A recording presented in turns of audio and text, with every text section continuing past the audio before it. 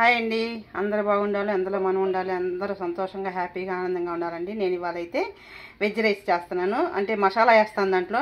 నేను చేసే విధానం చూపిస్తున్నానండి. నేనైతే ఈ బియ్యం ఇలా నానబెట్టుకున్నాను కదా, ఈ బియ్యం ఎన్నో చూపిస్తాను చూడండి. కడిగి ఇలా నానబెట్టుకోవాలండి.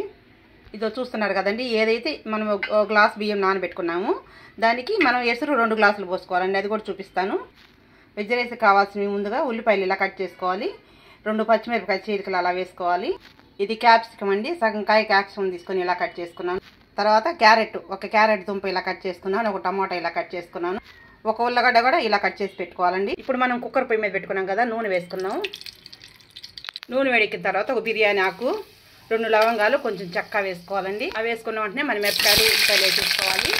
ఇప్పుడు టమాటాలు వేసుకోవాలండి. ఉల్లిపాయలు అలా వేగిన తర్వాత కొంచెం కలిపేసి సిమ్లో పెట్టేసేయాలా.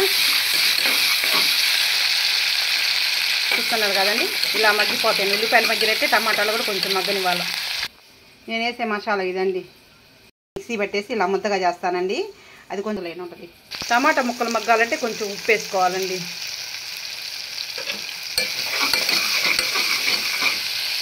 కలబెట్టేసి సిమ్లో పెట్టేసుకోవాలి. టమాటా ముక్కలు మగ్గిన తర్వాత మనం ఇలా మసాలా వేసేసుకోవాలి.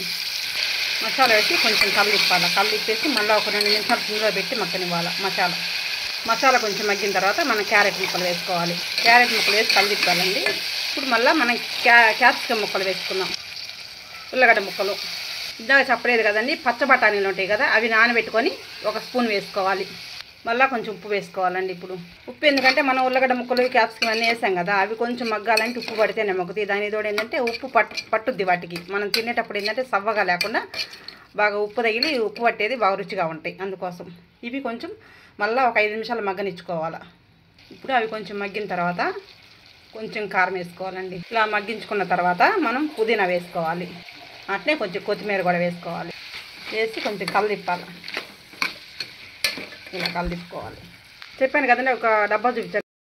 అద్దతో 1 గ్లాస్ బియ్యం వేసాను. ఇప్పుడు 2 గ్లాసులు నీళ్ళు పోస్తున్నా దీంతో. ఇప్పుడు 2 గ్లాసులు నీళ్ళు. ఇప్పుడు కొంచెం ఉప్పు వేసుకుందాం. ఎసురు పోసిన తర్వాత ఇలా కలదిప్పాలండి. ఉప్పు వేసిన తర్వాత కలదిప్పి ఇలా మూత మామూలుగా పైన పెట్టేసేయాలా. ఇలా పెట్టాలండి. ఎసురుగా అయిపోయిందండి. ఇప్పుడు మనం నానబెట్టుకున్న బియ్యాన్ని వేసేసుకుందాం. కొంచెం కొత్తిమీర వేసుకొని ఇంక మూత పెట్టేసుకోవడమేనండి. మూత పెట్టి విజిల్ పెట్టి 3 విజిల్స్ రానివ్వాలండి.